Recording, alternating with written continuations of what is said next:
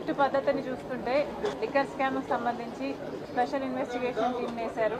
Sit పద్ధతిని చూస్తుంటే కొండను తవ్వి ఎలకను బయటికి తీసినట్టుగా ఉంది. సిట్టు ఎంతసేపు డిస్టిలరీస్ దగ్గర కమిషన్లు తీసుకున్నారు, కమిషన్లు ఇవ్వకపోతే బెదిరించారు, లేదా వాళ్ళ బెనామీలను పెట్టుకున్నారు, షెల్ కంపెనీస్ని ఏర్పాటు చేసుకున్నారు, టెండ్లున్నాయి, కిక్ బ్యాక్స్ తీసుకున్నారు, ఇలాంటి ఎన్నో విషయాలు చెప్తున్నారు. జగన్మోహన్ రెడ్డి గారు నెలకు 60 కోట్ల రూపాయలు ఆయనకు అందిందని చెప్తున్నారు.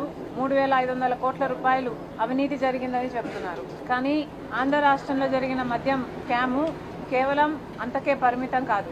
ఆంధ్ర రాష్ట్రంలో మద్యం స్కామ్ జరిగింది. అది డిస్టిలరీస్ మ్యానుఫ్యాక్చరింగ్ దగ్గర నుంచి ఆఖరి కన్జ్యూమర్ సేల్స్ వరకు కూడా ఈ అవినీతి జరిగింది అన్నది చాలా స్పష్టంగా అర్థమవుతుంది. ఎందుకంటే అసలు ఎక్కడా లేని విధంగా, ప్రపంచంలో ఎక్కడా లేని విధంగా ఈ డిజిటల్ యుగంలో కూడా ఓన్లీ క్యాష్ పద్ధతుల్లో అమ్మకాలు జరిపింది కేవలం ఒక్క ఆంధ్ర రాష్ట్రంలో మాత్రమే అనుకుంటున్నాను.